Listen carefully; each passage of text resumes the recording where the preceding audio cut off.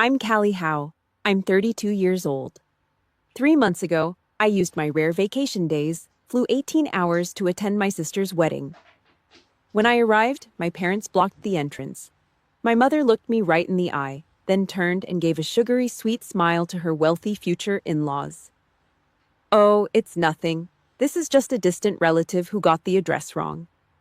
I stood there in the best dress I owned, my back as straight as a board, holding the wedding gift I'd carefully wrapped the night before. I looked at my mother's face. No guilt, no hesitation. Just a door closing.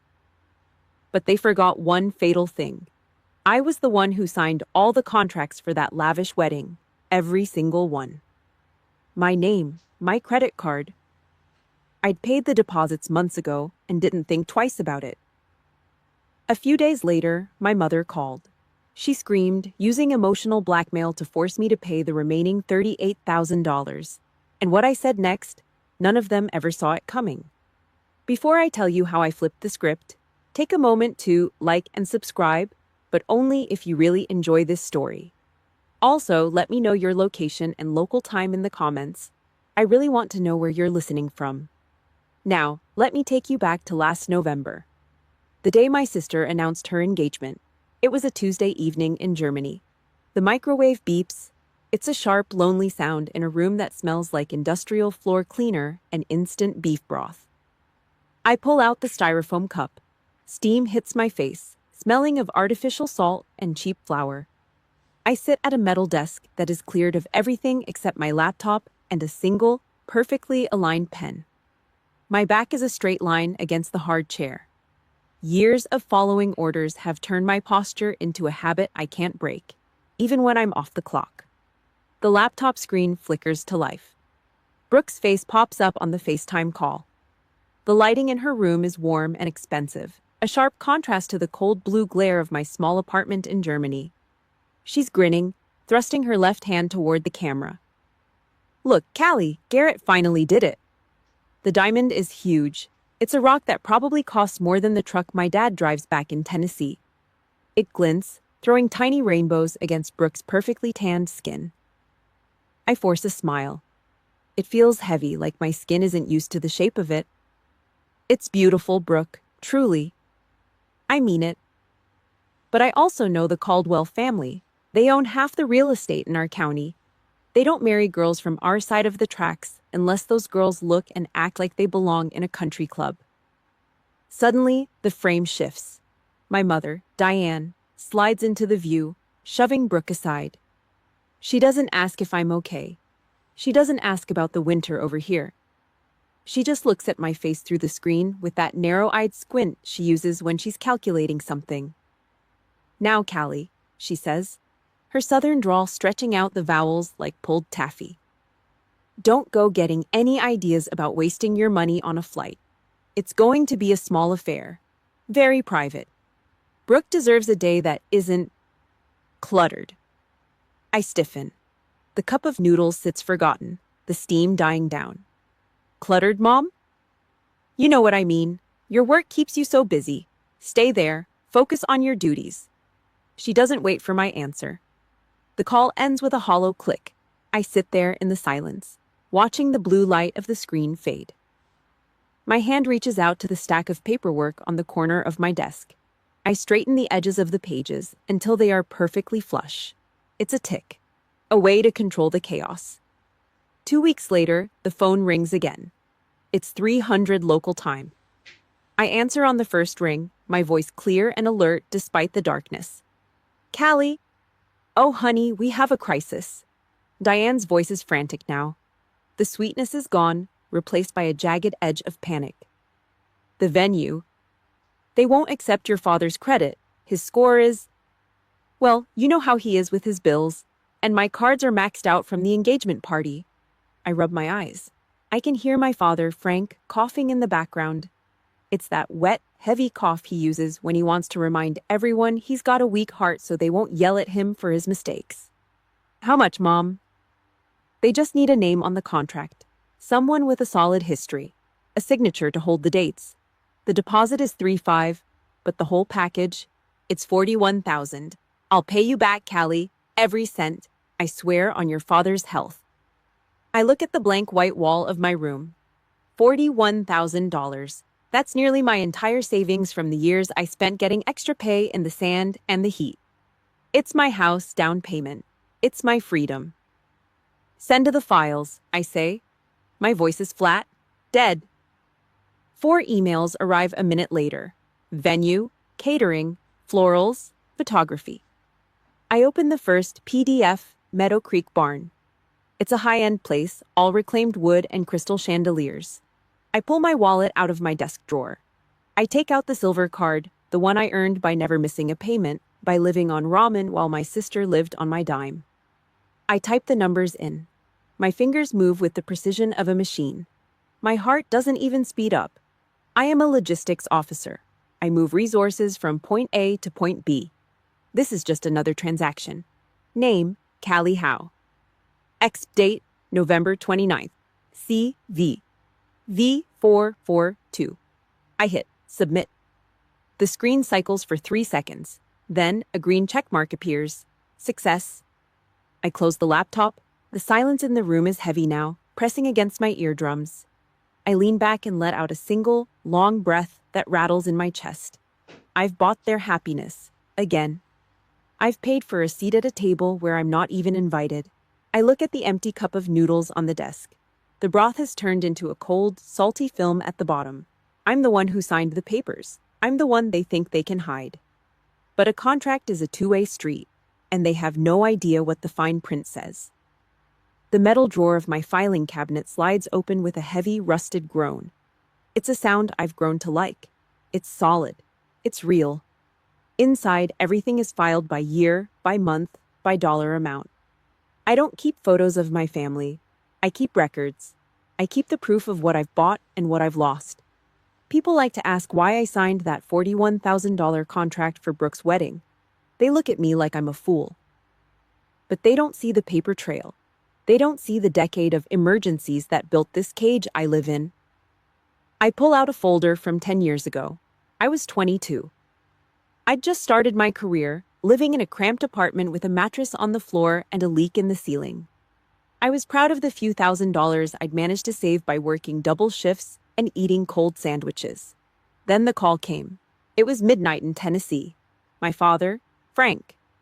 His voice was a thin, shaky whisper. His old Ford truck had been hauled off to the impound lot. Years of missed payments and fines had finally caught up to him. He didn't ask for help. He just talked about how he couldn't get to his doctor's appointments without that truck. He let the silence do the begging for him. I remember the smell of that impound lot when I flew back to settle it. It smelled of wet asphalt, burnt transmission fluid, and old cigarettes. I handed over $6,000, my entire life savings, at the time. When I gave Dad the keys back, he didn't say thank you. He didn't even look me in the eye. He just climbed into the cab, adjusted his cap, and drove away, leaving me standing in the gravel. His silence was his only version of gratitude. I told myself it was fine. He was my father. You don't leave your own people stranded. My fingers moved to a folder from 4 years ago. I was 28, stationed out in the desert. The heat there was a physical weight, like a hot iron pressed against your chest every time you stepped outside. I was pulling extra pay for the dust and the danger. Mom called me on a Tuesday. She was sobbing so hard I could barely understand her. The pipes burst, Callie. The whole basement is under 2 feet of water. The insurance won't cover it. We're going to lose the house. I didn't hesitate. I sent $4,000. It was my hazard pay. The money I earned for breathing in sand and sweat for 6 months. I felt like a hero for a day. I thought that maybe, just maybe, this would be the thing that finally made Diane see me as more than just a daughter who moved away. 2 weeks later, I scrolled past a photo on Brooke's social media. She was standing on a white sand beach in Cancun. She was wearing a wide straw hat and holding a drink with a tiny pink umbrella. The caption read, "Best parents ever. Thanks for the surprise getaway. I needed this." The basement hadn't flooded. The pipes were fine. My blood money had paid for my sister's tan. I felt a sharp, cold knot tie itself in my stomach. But I didn't call them out. I told myself it was my fault for being so far away. I told myself that if I just kept providing, if I kept being the one they could rely on, eventually they'd love me for who I was, not what I gave. It's a lie you tell yourself when the truth is too ugly to swallow. I'm a how. We're built to carry the load. I'd been trained to fix problems, to move supplies, to make sure everyone else had what they needed to survive. I just forgot to check if I was being fed too. I look at the stacks of paper in front of me. Every receipt is a scar. Every transfer is a piece of my life I'll never get back. I thought I was buying a seat at their table. I thought I was earning my way back into a family that had already decided I was an outsider. I spent 10 years trying to fill a hole in their hearts that was actually just a black hole of greed.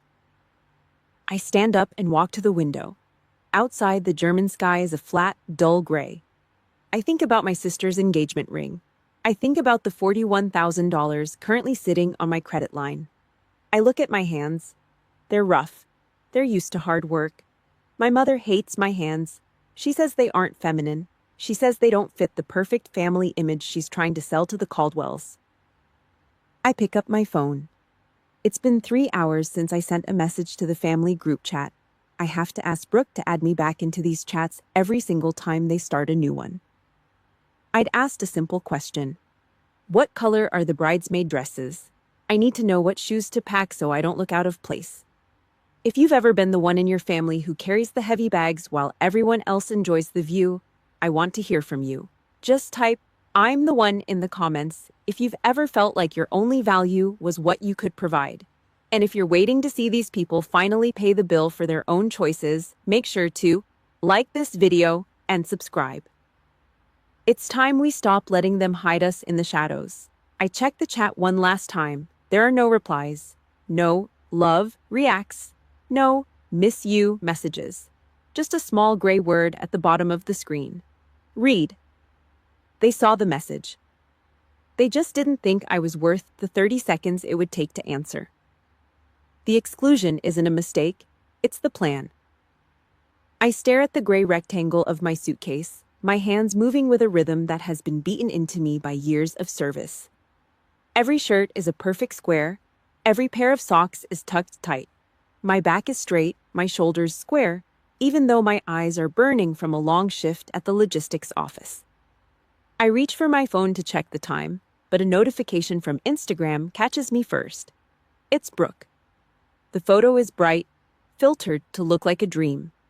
They are at the Meadow Creek barn for the rehearsal dinner, the very place I just dropped thousands of dollars on to secure. I see the crystal chandeliers I paid for reflecting in the wine glasses. I see the imported peonies I funded lining the long oak tables. In the center of the frame stand Diane, Frank, and Brooke, huddled together like a single, unbreakable unit. They are laughing, their faces flushed with expensive champagne. Brooke's caption is a jagged piece of glass to my throat. My whole family, my whole world. I am not in the photo. I am not in the caption. I am the ghost who paid for the party, the invisible relative they scrubbed out of the image so they could look perfect for the Caldwell family. I set the phone down on the bed. The silence in my room feels like a physical weight, heavier than any gear I've ever carried. I don't cry. I don't have the time for it. I just finished zipping the bag. The flight cost me $1,400 for a last-minute coach seat. For 18 hours, I am shoved into a narrow space, my knees hitting the seat in front of me, surrounded by the smell of stale coffee and recycled air. The engine hums, a low, constant vibration that rattles my teeth. I don't sleep. Instead, I stare at the back of the headrest and mutter the 2-minute speech I wrote. It's a good speech. It's full of words about sisterhood, about new beginnings, about the strength of our family. I practice the timing, the pauses, the way I will smile when I toast to Garrett and Brooke. In my lap, I hold the small, heavy box. Inside is a set of handmade kitchen knives, silver and sharp, crafted by a local artisan. They cost me $720, half of what I take home in a month after the bills are paid. I touch the cool metal through the wrapping paper. I tell myself that when they see the gift, when they hear the speech, the distance will vanish. I tell myself that the Instagram post was just a mistake, a moment of forgetfulness in the chaos of a big wedding. When the plane finally touches down in Tennessee, my legs are stiff and my head is spinning from the time jump. I pull my suitcase through the terminal, my eyes scanning the crowd at the arrivals gate. I look for Dad's old cap or Mom's bright scarf, but there is no one. The terminal is full of families hugging and drivers holding signs, but no one is there for me. I stand by a concrete pillar, the humidity of the South already clinging to my skin. My phone vibrates in my pocket. It's a text from Diane. "No, your father wants to see you. Don't come." 5 words. They are sharper than the knives in my bag. She doesn't even use my name. She doesn't explain why I shouldn't show up to a wedding I'm currently funding. She just tells me to stay away like I'm a stray dog that might ruin the carpet. I stare at the screen until the light burns into my retinas. I think about the 18 hours I just spent in the air. I think about the $1,400 ticket and the $720 knives. I think about the $41,000 debt sitting on my name. A normal person would sit down on their suitcase and weep.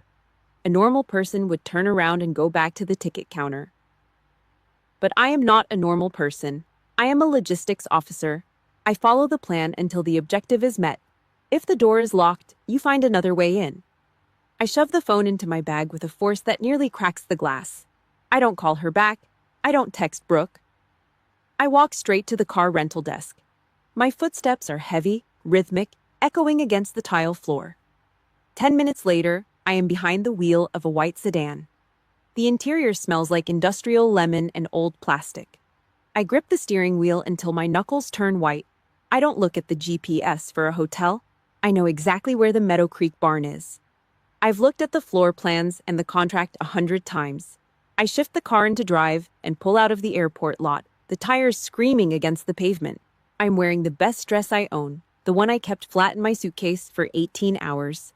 My back is straight, my jaw is set. I am going to that wedding, not as a guest and certainly not as a distant relative.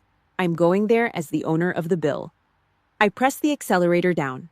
The engine roars, a sharp, angry sound that drowns out everything else. The farm is 30 miles away. I have 30 miles to decide exactly how I'm going to tear that perfect world apart. The gravel of the Meadow Creek barn parking lot crunched under the tires of my rental sedan at exactly 1:45 p.m. The Tennessee sun was an oppressive weight, thick with a humidity that made the air feel like a wet wool blanket. From the driver's seat, I sat perfectly still, watching the scene unfold through the windshield. The barn was beautiful. $41,000 of my money had bought a lot of beauty. I could see the thousands of white roses draped over the cedar beams, their scent fighting the smell of horse manure and expensive perfume. A jazz quartet was playing something light and airy near the entrance, the notes floating over the meticulously manicured lawn. I smoothed the skirt of my dress. It was a simple silk piece I had bought at a department store in Germany. It was the best thing I owned, but standing here, it felt like a cheap costume. I could see the guests through the open barn doors, women in designer gowns and men in tailored suits that probably cost more than my first car. I stepped out of the car, the heat hitting me like a physical blow. My back was a straight line as I walked toward the entrance, my heels clicking rhythmically on the stone path. I wasn't here to hide. I was the one who funded the vintage champagne they were sipping. I was the one who paid for the silk linens and the crystal centerpieces. I was the one who made this perfect world possible, yet I felt like a trespasser on my own property. Near the heavy oak doors, I saw him. Frank, my father. He was tugging at the collar of a dark suit I had paid for 3 months ago. He was laughing at a joke a tall man in a navy blazer was telling. Then he turned. Our eyes met across the 20 feet of manicured grass. I saw the flash of recognition in his eyes, followed immediately by a flicker of pure, unadulterated shame. He didn't wave. He didn't smile. He didn't step forward to greet the daughter who had flown across an ocean to be there. Instead, he looked down at his polished shoes, turned his shoulder, and hurried back into the shadows of the barn. He vanished into the crowd like a coward running from a debt. My own father, the man I had saved from financial ruin more times than I could count, was treating me like a stain on the carpet he was trying to hide from the guests. I kept walking. My face was a mask of cold indifference, but my heart was doing a slow, heavy roll in my chest.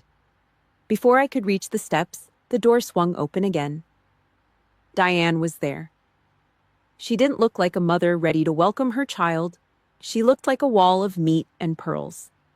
She was down the steps before I could even say hello, her eyes scanning the parking lot behind me to see if anyone was watching. She stepped into my personal space, blocking the light from the barn, her hands clasped tightly in front of her chest. "What are you doing here, Callie?" she hissed. The southern sweetness she used for the Caldwells was gone. Her voice was thin and sharp, like a wire being pulled tight. "I sent you that message. I told you. You aren't supposed to be here. This is a family event." "I am family, Mom," I said. I kept my voice low, steady.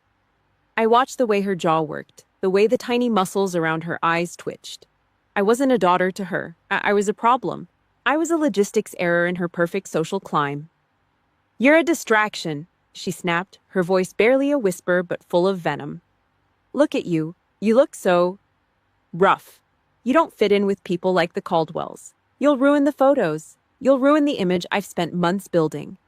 Brooke deserves a perfect day, and you being here, with your attitude and your lifestyle, it just doesn't work. Go back to your hotel. Just go." I looked at her. I looked at the woman who had begged for my name on the contracts just weeks ago. I was the person who bought the roses, but I wasn't allowed to smell them. I was the one who paid for the music, but I wasn't allowed to hear it. I was the foundation of this entire house of cards, and she was trying to blow me away before the guests noticed the cracks. Then, the door opened one more time. Margaret Caldwell stepped out. She was the mother of the groom, a woman of old money and quiet power. She wore a dress that cost $5,000 and carried herself with an ease I would never know. "Diane, is everything all right out here?" Margaret asked, her eyes landing on me with a polite, curious tilt of her head. Diane's face transformed in a heartbeat. The snarl vanished, replaced by a wide, sugary grin that didn't reach her eyes. She let out a little trill of a laugh, stepping closer to Margaret and placing a hand on her arm, physically turning her away from me. "Oh, Margaret, nothing to worry about at all," Diane chirped, her voice dripping with fake warmth. "This is just a distant relative who got the address wrong." Poor thing. She was looking for a different wedding down the road. I was just giving her directions so she wouldn't be late. You know how these rural roads can be so confusing for people who aren't from around here. A distant relative. A wrong address. I stood there in the heat, watching my mother lie about my very existence to a stranger. I looked at Margaret, who gave me a brief, pitying smile before Diane led her back inside.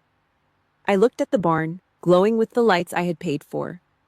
I felt a strange, cold peace wash over me. The pain was gone. It had been replaced by a sharp, analytical clarity. I didn't argue. I didn't make a scene. I slowly reached into my bag and pulled out the heavy box, the handmade knives. I walked up the first step, bent down, and placed the gift on the cold stone. I didn't look back at the barn. I walked to my car, my back straight, my movements precise. I drove back to the hotel in total silence. No radio, no tears. When I got to my room, I sat at the small desk and opened my laptop. The screen glowed in the darkened room. 4 emails were sitting in my inbox. 4 final invoices. The venue, the food, the flowers, the band. $38,000 was still owed. I stared at the Pay Now buttons. I looked at my credit card sitting on the desk. I thought about the distant relative and the father who wouldn't look me in the eye. I felt my finger hover over the mouse. The fairy tale was over. It was time for the bill to come due. The clock on the hotel bedside table ticks with a rhythmic, heavy thud. It's the only sound in the room, aside from the faint, wet hum of the air conditioner. Saturday night in Tennessee. Outside, the world is celebrating. Inside this room, the air smells of stale carpet cleaner and the bitter dregs of a black coffee that went cold 3 hours ago. I sit at the small laminate desk. My back is a straight line, my shoulders squared. I don't lean against the chair. I don't slump. Habit is a cage, and I've been living in it for a long time. The laptop screen is the only light. It throws a harsh blue glare over my face. I stare at the 4 windows open on the browser. 4 final invoices. The florist wants their money. The caterer is waiting. The band and the venue manager have sent their friendly reminders. The total is $38,000. A year of my life, calculated in steaks, roses, and drum kits. The due date is 5 days away. In 5 days, the automatic system will try to pull that money from my account. My finger hovers over the mouse. I could pay it. I could click the button, let the numbers drop to 0, and go back to my job in Germany as if nothing happened. I could continue being the ghost who keeps the lights on for a family that doesn't want to see my face. The silence is broken by my phone vibrating on the desk. It's Aunt Ruth. She's the only one in that town who doesn't look at me like a bank account with legs. I pick up on the second ring. "I'm here, Ruth," I say. My voice is dry, cracking slightly. "They did it, Callie." Ruth's voice comes through, sounding thin and tired.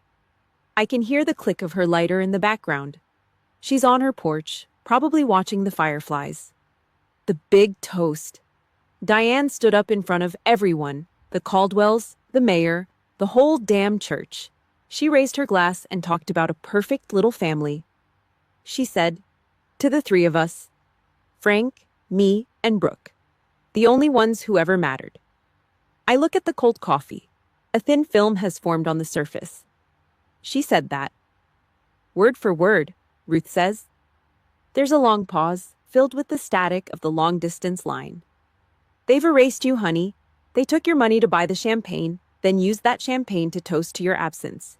You don't owe that room a dime, not a single cent." I don't say anything. I don't feel the heat of anger. I feel the cold, sharp clarity of a balance sheet that finally makes sense. "Thanks, Ruth. Go to bed." "Do what you have to do, Callie," she whispers before hanging up.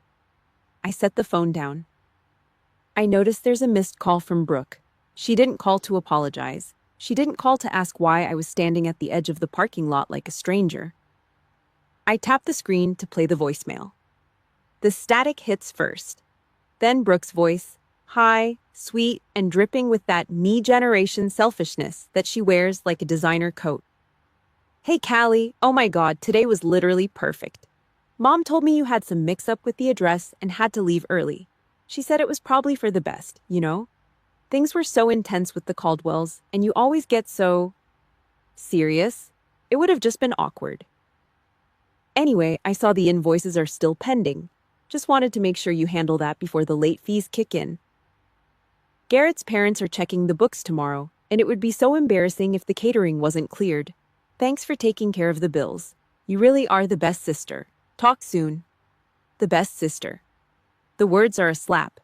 Not a hard one, but the kind that leaves a stinging heat on your skin.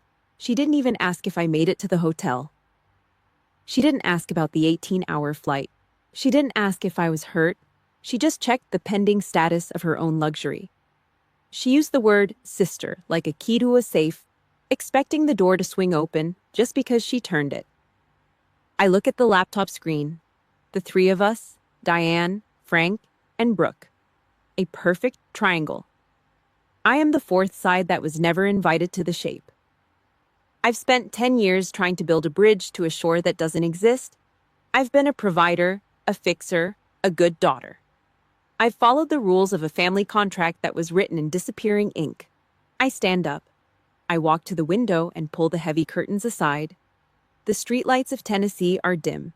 In the distance, I can see the faint glow from the direction of the farm. They are probably dancing now. They are probably laughing about the distant relative who got lost. Something inside me clicks. It's a quiet sound, like an old iron lock finally catching the bolt. The best sister is dead. The good daughter has been discharged. The only thing left is the logistician. I am the one who holds the contracts. I am the one who owns the signatures. And if I am not family, then I am a business partner. And this business is failing. I turn back to the desk. I don't sit down. I stand over the laptop, my movements precise and sharp. I don't call Diane. I don't text Brooke. I don't waste my breath on people who have already declared me a ghost. I pick up the phone and dial a number from the contact list I built when I was setting this all up. It's the direct line for the regional manager of the venue and catering group. It's late, but for a $41,000 account, they answer the private line. "This is Callie Howe," I say. My voice is like a sheet of ice, flat, hard, and perfectly clear. I am the primary signee on the Sinclair Caldwell wedding account. I need to make an immediate change to the payment terms. The person on the other end starts to stumble over their words, mentioning the late hour. I don't let them finish. I am the owner of the credit line. I am the one who holds the legal liability. And I am officially withdrawing my authorization for the final $38,000. I listen to the silence on the other end. It's beautiful. "Transfer the remaining balance to the organizers on site," I continue. "Diane and Frank Sinclair. They have the night to find a new way to pay. If not, consider the services canceled as of Monday morning." I hang up. I close the laptop. The blue light vanishes. The room is dark. I sit on the edge of the bed and wait for the sun to come up. The bill has arrived. And for once, I'm not the one paying it. The hotel room smells like industrial lavender and a faint, lingering hint of old cigarette smoke trapped in the drapes. It is Sunday night, 8:12 p.m. My suitcase is already open on the bed, its contents arranged in perfect symmetrical rows. I sit at the small desk, my back straight, my palms flat against the cold laminate surface. I'm not a daughter tonight. I am the owner of a $38,000 debt that does not belong to me. I pick up the phone. 12 minutes. That is all it takes to dismantle a decade of lies. The first call is to the Meadow Creek barn manager. His voice is still thick with the leftovers of wedding cake and champagne. I don't give him a chance to be polite. "This is Callie Howe. I am the primary signee on the event contract. I am officially withdrawing my payment authorization for the final balance. Effective immediately, transfer all remaining liability to Diane and Frank Sinclair. They are the primary contacts on site." His silence on the other end is heavy. "But ma'am, the credit line is closed," I say. My voice is a flat, hard line. "Transfer the $38,000 debt to the Sinclairs. If they can't pay, that's between you and them. Don't call me again." I repeat the process with the caterer, the florist, and the photographer. My fingers move over the keypad with the precision of a machine. No shaking, no hesitation. Each call is a stroke of a pen crossing out a name. By 8:24 p.m., the paper trail leading to my bank account is cold. I have spent $6,300 to get to this moment. The plane ticket, the handmade knives, the initial deposits. It is 3 months of my salary, earned through long hours in the dust and the cold. It is the price of my freedom. I accept the loss. I would pay double just to never hear Diane call me a relative ever again. I stand up and walk to the window. The town of Cedar Bluff is quiet below me, a small cluster of lights pretending to be a community. I don't feel the weight in my chest anymore. I feel light. I feel empty in a way that is clean. I turn back to the bed and close my suitcase. The sound of the plastic teeth locking together in the zipper is the only goodbye I need. Monday morning comes with a pale, bruised sky. I'm at the rental car return before the sun is even over the trees. I pack my life into that suitcase in 10 minutes, leave the room key on the desk, and walk out of the hotel without looking back. By the time the town is waking up to its first cup of coffee, I am at 30,000 feet, heading back to the gray skies of Germany. I leave the lies, the perfect wedding, and the Sinclairs behind in the clouds. Tuesday afternoon in my small apartment is silent. I am sitting at my kitchen table, a glass of water in front of me, watching the rain hit the glass. Then, it starts. My phone, sitting on the counter, begins to vibrate. It doesn't stop. A notification from the bank, an email from the venue, and then the calls. Diane. I let it ring 5 times before I pick up. I don't say hello, I just listen to the sound of her panic. "Callie, Callie, answer me," she screams. The southern drawl is gone, replaced by a raw, jagged screech. "The manager is here. He's at the house, Callie. He says the bill was sent back. He says we owe $38,000 by tomorrow. What did you do? What did you do to us? I take a slow sip of water. I can hear Frank in the background, probably moaning about his heart. But the sound doesn't reach me anymore. I didn't do anything, Diane, I say. My voice is steady, echoing in the quiet room. I just followed your lead. You told the Caldwells I was a stranger. You told me I wasn't family. I'm just a logistics professional who corrected a billing error. You're going to ruin us, Diane howls. I can hear the sound of something breaking. A glass, maybe a plate. Everyone in town will know. Margaret Caldwell will find out we can't pay. You're a monster, Callie, a cold, heartless monster. I'm sure you'll find a way to spin it, I say. I stand up and walk to the sink, rinsing my glass. Maybe you can tell them your distant relative made a mistake. Or maybe you can finally tell the truth. Either way, it's not my invoice. I'll tell the whole church, she threatens, her voice shaking with rage. I'll tell everyone what a horrible daughter you are. I look at my reflection in the window. My back is straight, my eyes are clear. Go ahead, I think. I speak the words out loud, slowly. Fine, do it. I'd rather be a bad daughter than the one you pretend doesn't exist. If you've ever felt the absolute rush of finally standing your ground and walking away from people who only saw you as a paycheck, I want you to drop a "paid in full" in the comments right now. And if you're cheering for the moment the truth finally hits the mailbox, go ahead and like this video and subscribe. We're just getting started. I press the red button on the screen. The silence returns to my apartment, more beautiful than any wedding music I've ever heard. I set the phone face down on the counter and walk away. The storm is over for me. For the Sinclairs, the clouds are just starting to turn black. The rain in Germany is a steady, rhythmic drumming against the window of my apartment. It is 6 a.m. I sit at my small kitchen table, a chipped ceramic mug of black tea between my hands. The room is quiet, the air smelling of nothing but cold dampness and the faint, metallic scent of the radiator. Across the ocean in Tennessee, it is midnight. The storm I started is finally making landfall. The phone on the table vibrates, skittering across the wood like a trapped insect. I don't pick it up on the first ring, or the second. I wait until the fourth, my back perfectly straight, my eyes fixed on a single water droplet sliding down the glass. I slide my thumb across the screen. The silence is immediately shattered by a jagged, hysterical screech. It isn't the sweet, southern drawl Diane uses for the church pews. It's the raw, ugly sound of a woman watching her social ladder turn into a pile of ash. In the background, I hear the sharp, explosive crack of a plate hitting the floor. Then, another. You're going to kill him, Callie, Diane screams. Her voice is distorted, bubbling with a frantic, desperate rage. Your father, his heart. He's gray, Callie, he's gray. If he has a heart attack tonight, that blood is on your hands. You hear me? You're a murderer. I take a slow, measured sip of the tea. It's bitter. I like it that way. I look at my hands. They are steady, no tremors, no hesitation. You told the Caldwells I was a distant relative who got the address wrong, I say. My voice is a flat, frozen sheet of ice.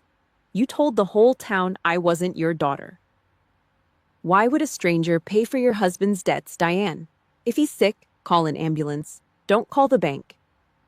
We can't pay it, she howls. I hear Frank moaning in the background, a low, pathetic sound that makes my stomach turn. He's always been good at being a victim when the bill comes due. Margaret Caldwell is at the house. She saw the manager at the door. She heard him say the word, debt. Do you have any idea what you've done to Brooke? Her new family thinks we're grifters. Maybe that's because you are, I say. I don't wait for her to answer. I press the red button and set the phone face down. The quiet returns to my kitchen, but it only lasts 10 seconds. The phone vibrates again. A text from Brooke. Callie, please, Garrett's parents are so traditional. They value honesty and family standing. If they find out Mom lied and that we're broke, they'll make him annul the marriage. I'm begging you. Just pay this one last thing. You're the only one who can save us. You're my big sister. I read the words, Big Sister, and feel a sharp, cold laugh die in my throat. I think about the 18-hour flight in coach. I think about the handmade knives sitting on a cold stone step. I think about the Instagram photo of the perfect three. I don't type a reply. I block her number. The third call comes 5 minutes later. I recognize the area code. It's Aunt Ruth. I pick up, and the first thing I hear is the flick of a lighter and a long, deep exhale of menthol smoke. "They're losing it, honey," Ruth says. Her voice is gravelly, full of a dark, weary satisfaction. Diane is throwing the good china. Frank is pretending to faint on the sofa every time the doorbell rings. It's a real three-ring circus over there. "Is it over?" I ask. "Oh, it's just starting," Ruth says. I hear her shift in her porch chair. I did what you asked. I walked right up to Margaret Caldwell while she was standing in Diane's driveway, looking at that venue manager like he was a stray dog. I told her the truth, Callie, all of it. I told her Diane has 2 daughters, not one. I told her the relative she met was actually the person who funded the roses she was smelling. I even showed her the bank transfers you sent me. I closed my eyes for a second. I can almost smell the menthol and the Tennessee humidity through the phone. "What did she do?" "She didn't scream," Ruth whispers. "Wealthy people like that, they don't scream. She just got real quiet. She looked at Diane like she was something she'd stepped in at the barn. She didn't say a word. She just walked to her car, got in, and drove away. She didn't even look back at the house." "And the debt?" "The venue manager is still sitting in his truck at the end of the driveway," Ruth says, and I hear her chuckle. "He isn't leaving without a check, and Diane's bank account is as empty as her heart. They're done, Callie. The lie is dead." "Good," I say. "Go get some sleep, kid," Ruth says softly. "You've earned it." I hang up and walk to the sink. I wash my tea mug, scrubbing the ceramic until it shines under the dim kitchen light. I dry it with a white towel, folding the fabric into a perfect sharp square before hanging it back on the rack. My movements are precise, controlled. I'm no longer carrying their weight. I walk back to the desk and open my laptop one last time. I want to see the silence. I want to see the emptiness of the accounts. But as the screen flickers to life, a new notification appears in the corner of the eye. An email. The subject line is blank. The sender is Frank. I stare at the name. I think about the man who turned his shoulder and ran into the shadows when I needed him to be a father. I think about the coward who let his wife turn his daughter into a ghost. My finger hovers over the delete key. The gray morning light is finally breaking through the clouds over Germany. The world is starting to wake up. I have a job to do. I have a life that belongs only to me. I look at the email. Then I look at the trash icon. The bill has been paid. The contract is over. I move the cursor. The rain has stopped in Germany, leaving the air outside my window smelling of wet pavement and cold iron. I sit at my kitchen table, pen in hand, staring at the notebook where I've balanced my own life for a decade. $6,300. That is the total cost of my trip to Tennessee. The flight, the rental car, the knives, and the deposits I'll never see again. In the quiet of my apartment, that number doesn't feel like a loss anymore. It feels like a ransom. I paid $6,000 to buy back my name, my time, and my soul from a family that viewed me as nothing more than an interest-free loan. I close the notebook with a soft thud. My back is a straight line against the chair. My hands are still. I am debt-free in every way that matters. The phone on the table vibrates. It's Ruth again. I don't hesitate this time. I pick up, and the first thing I hear is the heavy, ragged sigh of a woman who has spent the day watching a train wreck. "It's a graveyard over there, Callie," Ruth says, her voice low and gravelly. I hear the distant clink of a glass. Margaret Caldwell called Diane this morning. She didn't raise her voice. She didn't have to. She told Diane that people like the Caldwells don't do business with grifters. She said, "Your daughter signed the paper, Diane. That wasn't a family distance. That was you leveraging your own blood for a party you couldn't afford." Margaret told her the Caldwell family wouldn't put up a single dime for the $38,000 balance. Not a cent. I lean back, looking at the gray sky. Margaret Caldwell is a woman who understands that a contract is a promise, and Diane Sinclair is a woman who thinks promises are for other people. What did Diane do? I ask. She collapsed, Ruth says with a dry, humorless chuckle. Actually collapsed onto that expensive rug you paid for. She begged. She tried to tell Margaret that you were the one who went crazy, that you were trying to ruin Brooke's happiness. Margaret hung up on her mid-sentence. Now the venue manager is threatening to take them to small claims court by the end of the week. The roses are dead, Callie, and the bill is very much alive. The image of the Sinclair living room flashes in my mind. I can see the dust motes dancing in the light of a house that is slowly being hollowed out by greed. And Brooke? Living in a nightmare of her own making, Ruth replies. Garrett is a Caldwell, but he's a young one.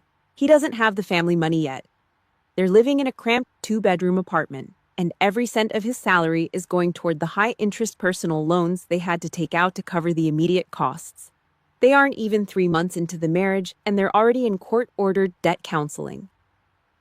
I heard them screaming at each other through the window yesterday. Brooke was crying about her perfect life being ruined. Garrett was yelling about her lying mother. The honeymoon didn't just end, Callie. It burned to the ground. I think about Brooke's Instagram posts, the filtered smiles, the fake diamonds. Now, she's facing the gritty reality of a blue-collar life she spent years pretending she was too good for. The debt isn't just a number. It's a cage. Frank is the worst of it, Ruth continues, her voice softening just a bit. He and Diane had to go to the bank yesterday. They had to pull $12,000 out of their retirement fund to stop the venue from filing a lien against the house. $12,000, Callie. That was their cushion.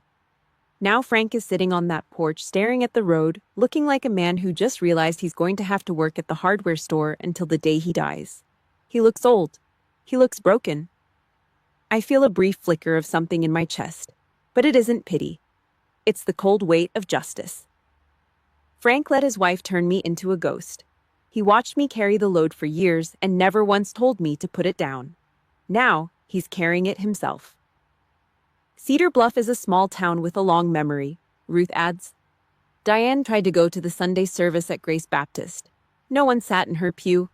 Not a single person. They all know now. They know she used her distant relative to fund a wedding she couldn't pay for. She couldn't even make it through the first hymn. She walked out, head down, and drove 2 towns over to trudge through the mud of a damp church basement just to hear a sermon where people don't know her name yet. She's a pariah, Callie. She's hiding in the shadows of churches where she's a stranger. I close my eyes. I can smell the damp, musty air of those basements. I can see Diane's forced smile as she tries to convince a new crowd of people that she's someone important. But the truth is out. The lie is dead. I'm hanging up now, Ruth, I say. I have a shift in an hour. Take care of yourself, honey, she says. I set the phone down and walk to the sink. I rinse my mug, the water running cold over my fingers. I dry the counter until it's spotless. My life in Germany is small, but it is mine. Every cent I have is earned. Every person I know sees me for exactly who I am. I walk back to my desk and open my laptop. The screen glows, illuminating the dark corners of the room. A single notification pings. An email from Frank Sinclair. The man who wouldn't look at me in the barn has found his voice when he has nothing left. I look at the subject line. Please, Callie. I feel the cursor hover over the message. I think about the $12,000 gone from his retirement. I think about Diane tramping through the mud in another town.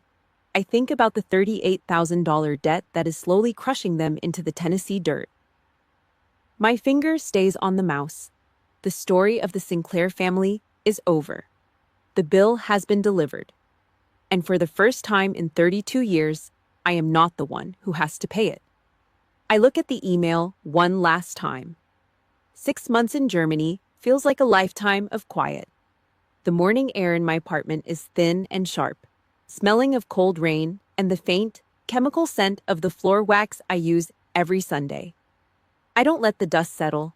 I don't leave dishes in the sink. My life is a series of handled tasks, each one finished with a clean snap. I stand at my kitchen counter, pouring a glass of water, my back perfectly straight. I watch the water hit the bottom of the glass. No bubbles, no mess. Just a clear, steady fill.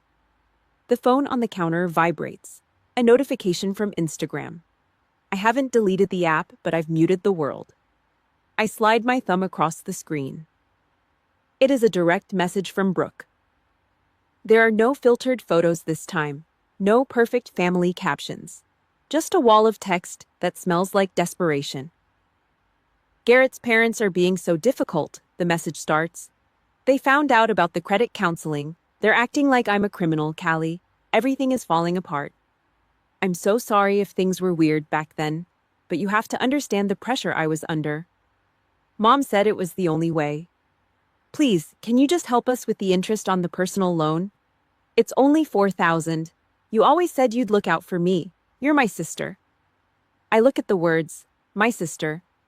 It is a tool she uses when the well runs dry. She doesn't ask how my life is. She doesn't mention the 18-hour flight I took for a wedding she kicked me out of. The sorry is a hollow shell, a cheap coin tossed into a fountain. I don't feel anger. I feel a strange, hollow pity.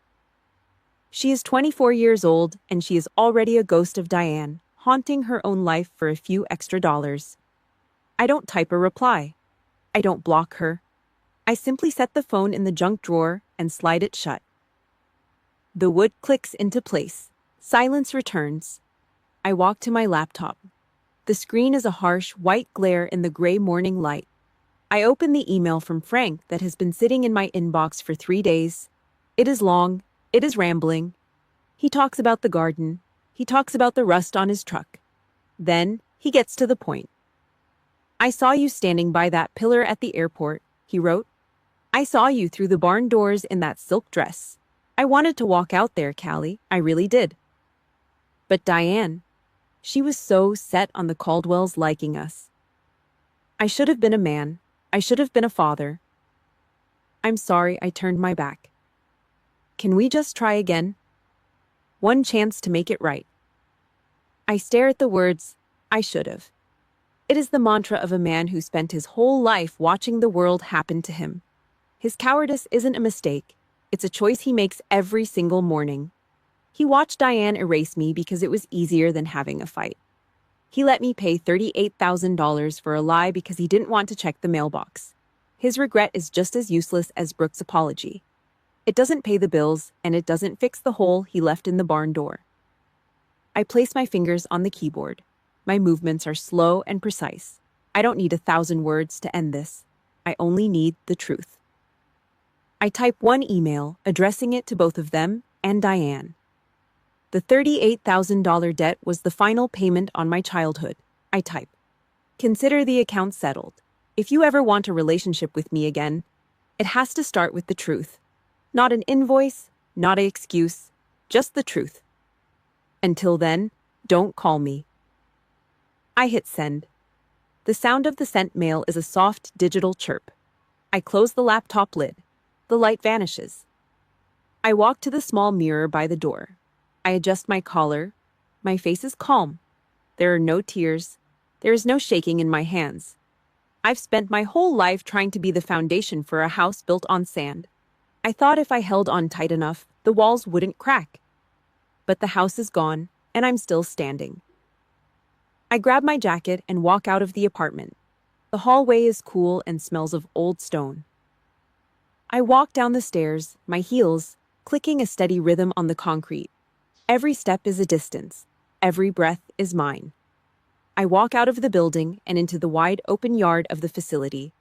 The sky over Germany is huge, a pale, endless gray that stretches toward the horizon. The sun is just starting to burn through the clouds, casting long, sharp shadows across the gravel. I stand there for a moment, breathing in the smell of diesel and damp earth. I look at the heavy metal gates. They are open. I've spent 32 years waiting for someone to give me permission to leave, to tell me that I've done enough. But no one is coming to give me that. I have to take it. I turn my face toward the light. My back is straight. My jaw is set. I don't look at the phone in my pocket. I don't think about the silent house in Tennessee. I think about the next 10 minutes. Then, The next hour, I walk toward my car. The gravel crunches under my boots, a loud, satisfying sound in the morning quiet. I don't look back at the shadows. I am the one who chose me. And for the first time in my life, that is enough. The sun over the facility in Germany doesn't crawl into the sky. It breaks through the gray morning with a sharp, white clarity. It is 7 a.m. I stand by the window of my small office, my back a straight line, watching the light hit the gravel of the yard below. I hold a mug of coffee I brewed myself.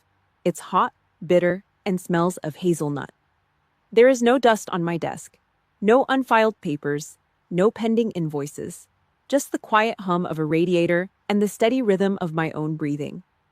Yesterday, my director called me into his office. He didn't talk about family or perfect images. He handed me a folder. Inside was a promotion and a pay raise.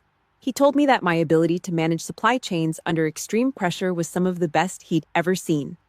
He called it professional poise. I call it the habit of staying upright when the world is leaning on you. I looked at the signature on the document. It was mine. My name, written in clear, dark ink. It wasn't a ghost's name. It wasn't a distant relative's name. It belonged to the woman who stood there. I take a sip of the coffee. My hands are still.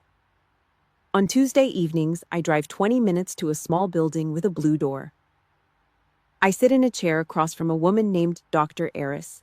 We don't talk about the debt or the wedding anymore. We talk about the word no. We talk about the savior complex, that heavy invisible coat I've been wearing since I was 10 years old. She told me that I used money to buy a seat at a table that was never meant for me. She told me that being a good daughter shouldn't require me to erase my own existence. It is hard work, harder than any logistics plan I've ever managed. But every time I walk out that blue door, the air feels a little lighter. The $6,300 I spent in Tennessee, the plane ticket, the knives, the lost deposits, I don't look at that as a loss anymore. I don't even look at it as a ransom. It was the most important investment I ever made. I bought my life back for $6,300. It was a bargain. Saturday night arrives, and the facility yard is filled with the smell of charcoal smoke and cheap burgers. Miller, one of my logistics coordinators, is flipping patties on a rusted grill, his face flushed from the heat. Sarah is laughing, trying to balance a stack of paper plates against the wind. These are people who don't know the Sinclair family. They don't know about the Caldwells or the barn in Tennessee. But they know me. They know I like my coffee black and my towels folded in squares. They know that if they are in a jam, I will show up, not because I'm buying their love, but because that's what a teammate does. We sit at a long picnic table made of rough, unfinished wood. There are no silk linens here, no crystal chandeliers, just the sound of aluminum cans popping open and the low hum of a radio playing a country song from a station 3 towns over. Miller raises a soda can toward me, his eyes crinkling. "To the best lead we've had in years," he says. "Thanks for keeping us on track, Callie." I tap my can against his.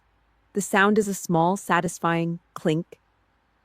I look around the table. There is no one here lying about my name. No one here is trying to hide me in the shadows for the sake of an image. I take a bite of my burger. It's simple, slightly burnt, and it's the best meal I've had in a decade. I'm not a guest here. I'm not a ghost. I am the one who built this space. This is my found family. And for the first time, I don't feel like I have to pay for my chair. The sun begins to set, casting long golden shadows across the concrete. I think about that email from Frank still sitting in my deleted folder. I think about Diane tramping through the mud of a damp church basement. I don't wish them harm. I don't wish them anything at all. They are just people in a town I used to know, living in a story I no longer have to write. I stand up and walk toward the edge of the yard, looking out at the horizon. The world is wide. It is loud. It is mine. If this story reminded you that your value isn't measured by how much you can give to people who won't even give you a seat at the table, then I want you to comment "table for one" below. Let's show the world that standing alone is better than sitting in a lie. If you're ready to start choosing yourself, go ahead and like this video and subscribe to join our community. Your story is just beginning. I look back at the picnic table. Miller is telling a joke. Sarah is laughing. I walk back toward the light, my back straight, my jaw set. I am no longer the bridge for people who refuse to cross. I am the destination. I sit down at the head of the table. I pick up my drink. I smile. The bill is settled. The account is closed. And for the first time in 32 years, I am home.